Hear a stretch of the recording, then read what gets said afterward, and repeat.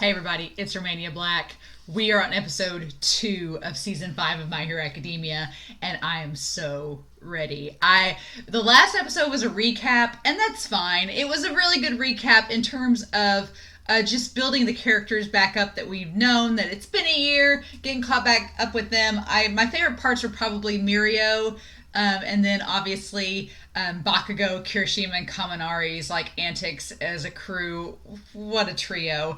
But I found out from the YouTube comments that the voice actor for Mirio is also the voice actor for Yashiro and Twittering Birds. Mind blown. I was like, it's the same guy, really? And then also the Amajiki, who plays the one that can eat everything, and a Sun Eater. The ones that play Sun Eater, his voice actor is the same one as Atsushi from Bungo Stray Dogs. And I was like, oh, cool. So Atsushi and Amajiki share a voice actor. That's really cool. So I appreciate getting to know these voice actors. And also, Aikawa in this is the voice actor for Sukuna for Jujutsu Kaisen. So it's just an all-star cast all around. And the voice actor for Hawks, that seems is going to be pretty prominent in this episode, his voice actor also plays Gojo, plays Kuro from Haikyuu, does a number of different voices, does Shigure from Fruits Basket. So, I mean, I didn't realize that Hawk's voice actor was the same one as Gojo, which, of course it is. Of course it is. So, I'm really excited about this episode because if you're a manga reader, you know what's to come. I'm obviously not going to spoil any of you anime-only watchers. At the very end of this episode, after I react, I'll go read the manga and catch up and then talk about the episode, and then we'll do a spoiler corner at the end. So if you don't care to be spoiled, or if you're a manga reader, you can tune into the last part. But otherwise, spoiler-free, my friends. But I'm pretty excited. It was looking a little shady with Dobby and Hawks here at the end. Them both meeting in this warehouse. I feel like it was a little rushed at the end, so I'm hoping that they backtrack a little bit and expand on that flashback maybe, because I was like, oh wait, why did Endeavor fight Dobby? What happens? And so I feel like we're going to backtrack a little bit with that. But with that being said, I'm so excited, y'all. I can't wait to start. I hope y'all are too. But we are going to start episode 2 of My Hero Academia season 5 here in 5, 4, 3, 2, 1, and let's go.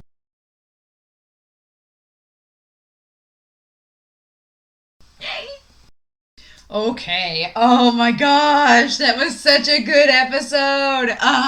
That's what I wanted. As much as I like the recap, getting right back into the action and right back into everything, so good. So I've been waiting since season 4 ended for us to get more about Hawks. Because season 4 ends, if you're a manga reader, and like I said, I'm not going to spoil anything from the manga that hasn't been talked about in this episode, but if you read the manga, then going into season 4 last year, I was like, oh, okay, so we've been introduced into Hawks. He's going to be a character, and a lot of people kind of guessed that he seemed very suspicious and shady from the start, so it's hilarious that the last episode ended with him in the warehouse, because I know a bunch of anime-only people were like, oh, Hawks is in with the villains. We knew it from the start. And that's exactly how I was when I read the manga in that moment. I'm like, oh, Hawks is working with the League of Villains. But then you find out in this episode that he's a double agent. That he's actually working for the Hero Commission, and the Hero Commission has realized we're not doing things very well, so we need to have someone on the inside. Someone needs to infiltrate and get information about the League of Villains, because they're very correct. The Hero Commission is correct in saying that the whole League attack on Kamino came out of nowhere because no one knew anything about the League. They didn't know about Shigaraki. They didn't know about All for One coming back. They didn't know about all these other villains that had all grouped together to form this league. So they were kind of blindsided, and that's what caused all the damage, and also what kind of threw all the heroes off, because they were scrambling to do something. And then you got the kids involved, you got Class 1A involved, and it just made things chaotic. And so the commission is like, we don't need that happening again. We don't want history to repeat itself. So we need some intel. We need someone on the inside to infiltrate and get information. And Hawks is just the type of person to do it. And I love the animation when Hawks is like, so you expect me to work with the League of Villains and just ignore when they attack and I can't help and be a hero? And they're like, we actually wanted you for the job because you won't act. And it's kind of like a backhanded compliment. They're like, oh no, we know that you have a lot of it's not saying, we know you have a lot of self-control. You won't do things you're not supposed to. It's that, nah, you weren't going to help him. So it's fine. No, we know that you're going to do what you're told. And that you're not going to have emotions put into play. Because a Hawk seems to be, from that flashback where it shows him as a kid and the Hero Commission finding him from a very young age.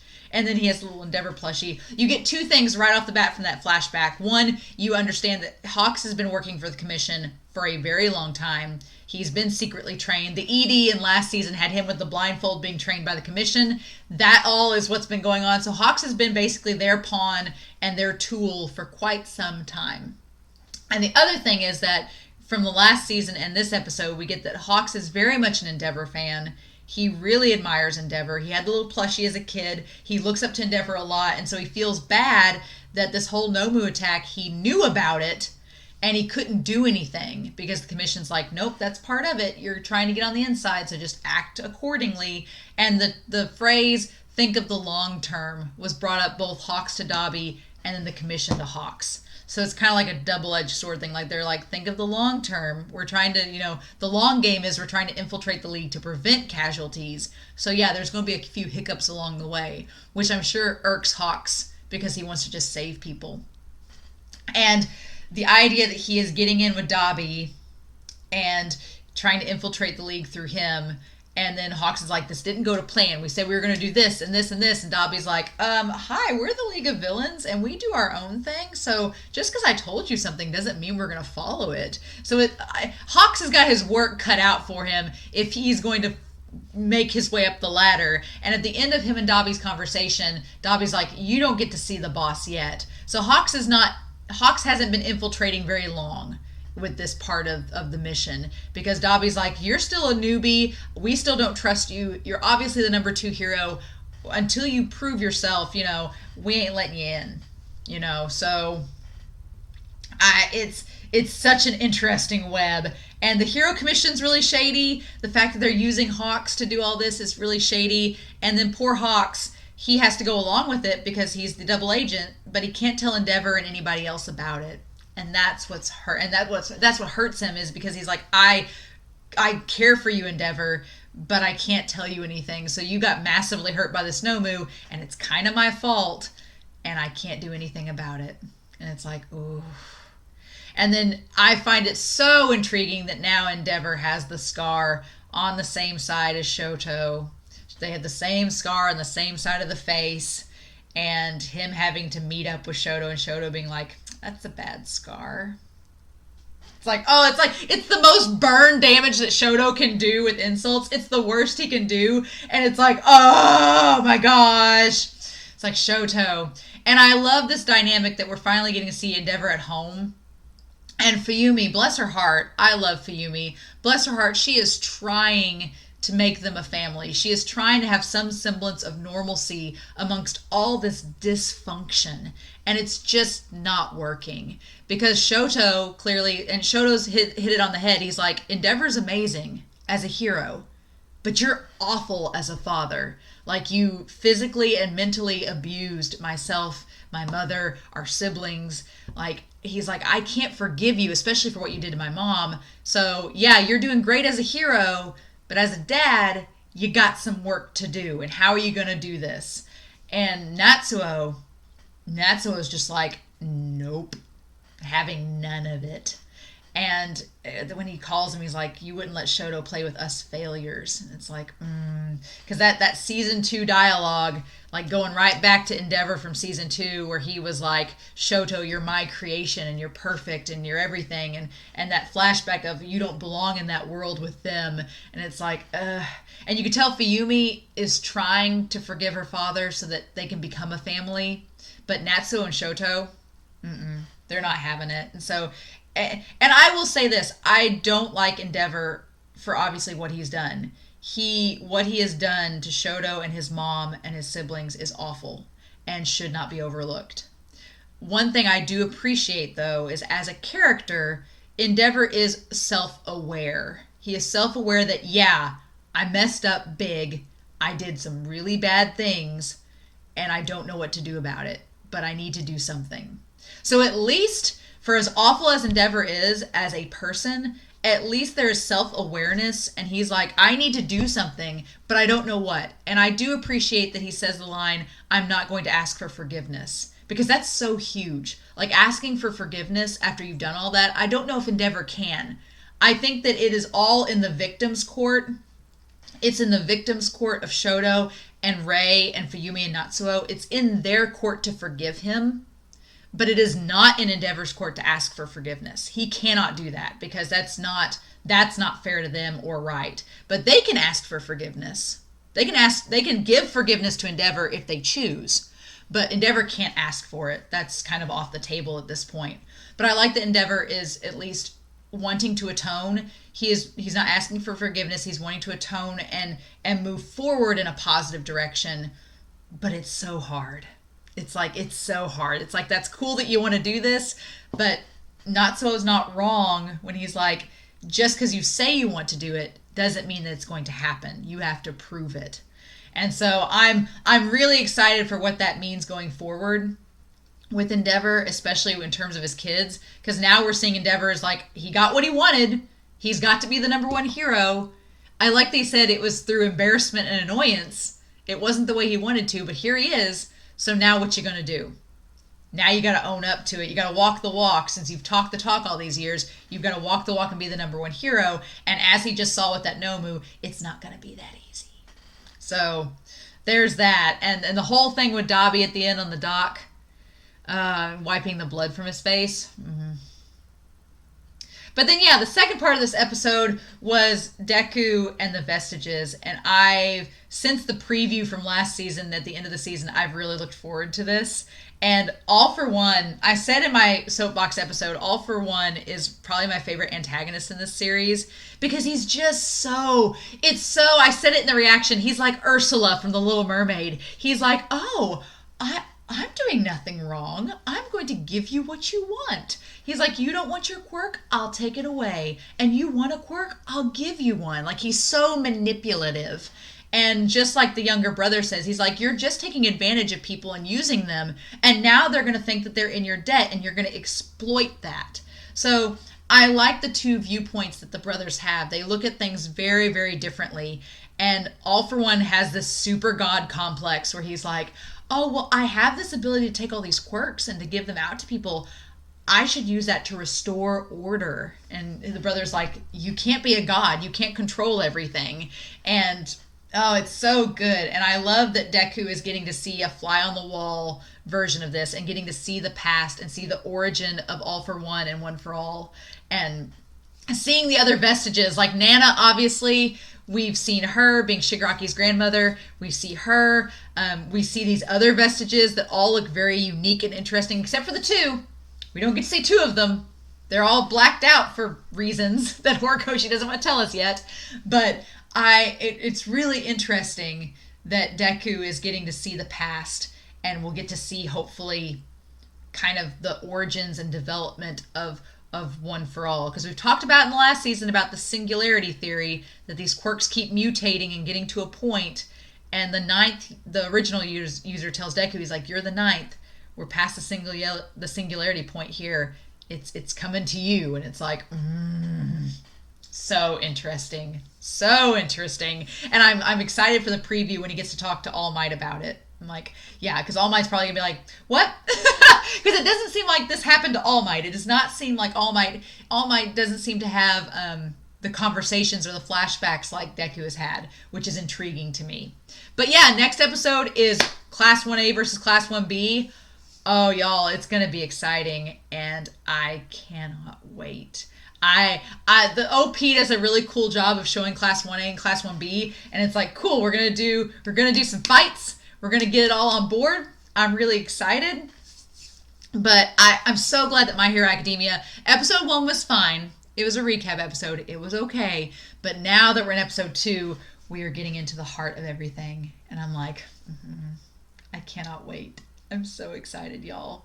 But in any case, I have spoilers that I do want to talk about, so I'm going to kind of hold off and talk about those here. So if you don't want to be spoiled, I'm going to kind of throw off here, but there's so much to think about with Endeavor and the Todorokis, with Deku and these Vestiges. It's things that are set up at the beginning of this season that, knowing My Hero Academia, are going to have plays in later on.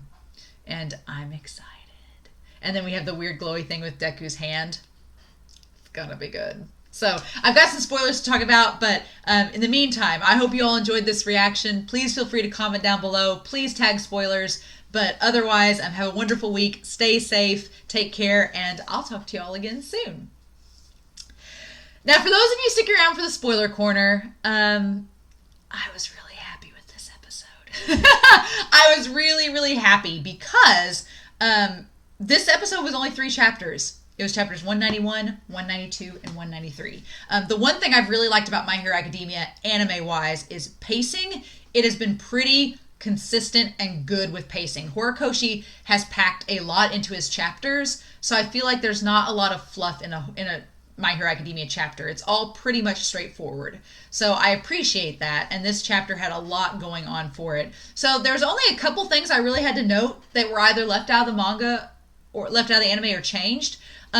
We start the manga basically right where Dabi comes into play. The only real change from the manga to anime in this episode is that in the manga, and I'll show you guys up here, in the manga, when Dabi shows up on the scene, everyone else is still watching. The TV is still watching. The cameras are still going. Everyone's still watching Endeavor and Hawks. And Shoto notices Dabi. And he's like, that's the guy from right before Kamino. That's the guy at the camp that took Bakugo. And so he recognizes Dabi, and all the other students see him, and everyone watches Dabi's confrontation with Endeavor, and everybody sees when Mirko comes onto the scene, which I'm so glad they didn't cut her out. I was like, oh, she's a queen. I love Mirko so much, especially what she does later on. So I'm like, I'm so glad they didn't cut that out. That was great. Some of the shots, like Dabi coming towards Endeavor and his face all being distorted, some anime-onlys might be like, well, that was a weird animation. Nah, it looks exactly like the manga, and I really liked it. I really, really appreciated that a lot. And oh my gosh, once you've read the manga and once you know what's coming, this whole episode, I call it Keeping Up with the Todorokis because it's all this drama with the Todoroki family. But the whole thing at the end with Snatch, yeah, that Toya, aka Dabi, he tends to snap when he gets emotional and thinks about family, and Snatch brought that back up during their confrontation, and that's why Dabi killed him. And the ending there where he's like, you're doing your thing and don't die on me. Okay, Inji Todoroki. It's like, oh my gosh. It won't happen this season, but in season 6, when Dabi reveals himself, y'all, I'm going to be so ecstatic. Because like I said, Dabi he's such a fun villain. And we all know at this point, even the anime-onlys, I think they know Dabi's a Todoroki. He's a secret Todoroki. People that have watched this series have known for years. It's just a matter of when Horikoshi reveals it for us to fully be out in the open. And when it happened in the manga, it was so satisfying. I was like, yes, it's just we've waited for this moment and it's finally here. So it's going to be kind of torturous to sit here and be like, yeah, that Dabi, it's a shame he's not your actual brother. and the fact that Endeavor, because in the manga, they didn't really give it to us in this episode, but in the manga, Endeavor says that his eyesight's blurry and he can't quite see what's in front of him. And they kind of did that in the anime. They made his vision a little blurry. So it's like, well, he couldn't recognize Dabi. 1, because he's not seen Dabi since he was a kid, so he wouldn't recognize his voice. But 2, he was just blurry enough where he couldn't recognize him. And it's established that multiple people have fire quirks, so it could be any villain that has a fire quirk. You know, they don't have Shoto's "you must be related" kind of mentality down, right? So other than that, the only other thing noteworthy is at the end of chapter 191, people are cheering Endeavor when he passes out at the end of that chapter, so that's pretty good. The way that they do it in the anime, it kind of seems like it's mixed reviews, but in the manga, people are still pretty positive about Endeavor after that battle with the Nomu. And then, I'm so glad we got the reveal of Hawks being the double agent, because reading this in the manga, everybody's like, oh, Hawks is a traitor, and then it's like, it completely, within the same chapter, flips on its head, and you're like, oh, okay, never mind, we're good. And that look that Hawks gives Endeavor in the hospital, that was perfectly animated. It was really beautiful. The only other thing I really noted, the only thing I was really, really happy with this episode. I was really happy with the adaptation. It was really flawless. The only thing is that one, and this isn't a critique. I just wanted to add it because I'm looking at the manga at the same time I'm talking to you all. One, healing. Oh gosh, recovery girl. She gives Endeavor a big smooch on the cheek, which is adorable. But the part where Endeavor walks in and Shoto and them see him, I put it up here. The line is, "Oh, that's a bad scar," which was still funny, but in the manga, it's hilarious. It's Shoto just sitting there slurping noodles and saying, "Nasty scar you got there." And it just goes on for a long time, and Natsuo is slurping noodles as well, and it's just super awkward and tense, and Fuyumi's like, "Oh my god, stop." And I think in the manga, it's played up a little bit better, but I get why they didn't do that with Natsuo, because Natsuo hard cuts to him being really upset and not happy with the situation. So I get that it might have been a little bit emotional whiplash to go from that extremely comedic to, oh no, we have some serious things to talk about here. But yeah, Endeavor's such an intriguing character because on the one hand, he is very flawed, very, very flawed, and he has done a lot of things wrong and made a lot of bad decisions, and I don't like Endeavor for those decisions. But what I appreciate that Horikoshi does is, I'm not an Endeavor fan. I find Hawks's liking of him endearing, especially when we get later on in the manga. It's interesting when we know what we know about Hawks's past. But I find Horikoshi making very interesting and good decisions in terms of how to handle Endeavor. Because you can either take this character one of two ways. I mean, it would be easy to make Endeavor just an asshole. Just an absolute asshole that nobody should like, that is non-redeemable, that is just a cruel, cruel person. Like, you could easily do that. Or you could easily go the other route and do the cheap blow and just be like, oh, everybody's going to forgive Endeavor now that he's a hero. And, you know, he didn't mean all those things in the past. And we're just going to forgive him and move on and be a family. Horikoshi chooses neither. Horikoshi takes the difficult route with Endeavor of not only making him someone that is human, that is self-aware of his mistakes, but is trying to do something. And Horikoshi is like, this is hard. And Endeavor is a hard character to work with, writing-wise, because it's like you're towing this fine line of he is the number one hero now. People need to look up to him and seek him out for saving. But he's done all this stuff in the background that no one else knows about except the Todorokis. And except the Todorokis. They're the only ones at this point. Later on, it becomes Deku and Bakugo find out about it, and that adds a whole nother layer. But for now, the Todorokis are the only ones that know about Endeavor's past, and that makes it difficult. Because they're like, what do we do? You know, we can't just go to the media and bring shame upon our whole family, but we know that Endeavor's he's not a saint. He's not a hero at home like he is on TV. And Shoto kind of touches on that very expertly. And I appreciate that Horikoshi is making the hard choice to make Endeavor be a hard character to work with. I appreciate Horikoshi doing that because he could have gone the opposite spectrums and neither of those are good choices. This is a good choice. I feel like making Endeavor have to struggle, making Endeavor work through his thoughts and his process and his decisions. That's the best thing you can do with this character. And I'm so excited to see. I don't think we're going to get it this season. I think it's going to be just like we started this season with Keeping Up with the Todorokis. I honestly think we're going to start season 6 with the whole thing with Ending and Natsuo, and we're going to just come back full circle. And maybe we'll end on it. Maybe we will get to the point where we end on Ending in this season. I don't know if we'll get that far. We might end on it. I don't know. I don't think we will unless they rush things, but I don't know. I could be wrong. It would be interesting if we bookended with Endeavor being like, with his whole thing with Ending and Natsuo. It'd be interesting if we ended on that, but I feel like that's going to rush the season. So I'll wait until we see how far down we get and how fast we're moving through chapters before I say anything more about that.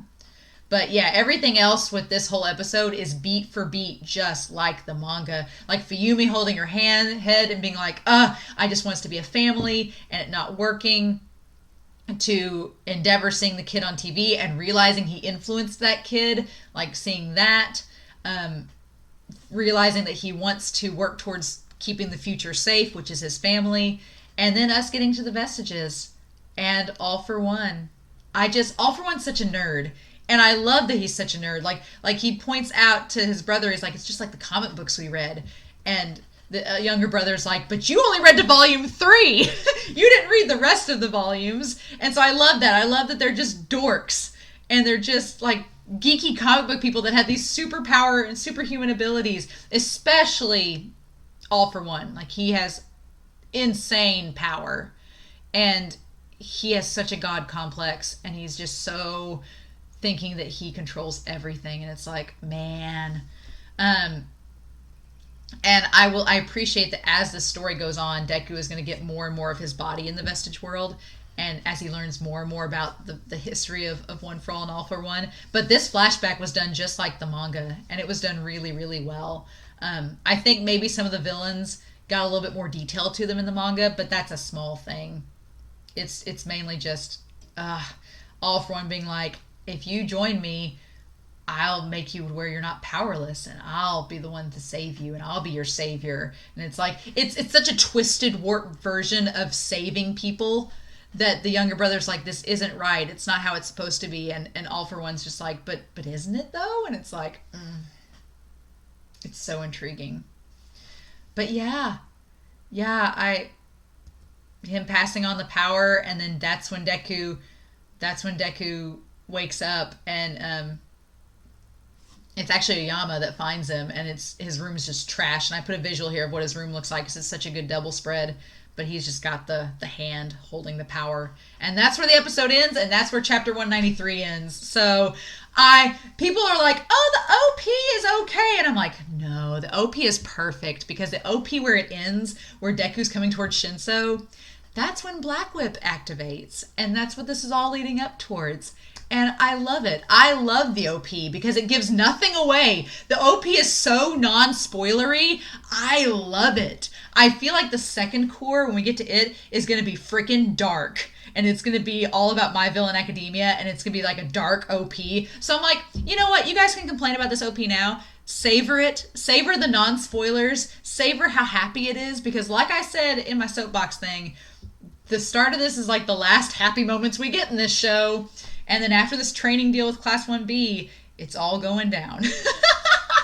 So I really like this episode. There's so much to talk about. I'm so excited to see what happens next, but I'm curious your guys' thoughts below. If you have read the manga or you did watch this section and you want to talk more about spoilers, just please tag them so that people aren't spoiled if they're anime only. But My Hero Academia is back, and I'm so excited. So excited. Episode 1 was good, but this episode, it's all coming together. So, in the meantime, I hope you all have a wonderful week. Please stay safe, take care, and yeah, I'll be back next week with episode 3 of My Hero Academia Season 5. Bye.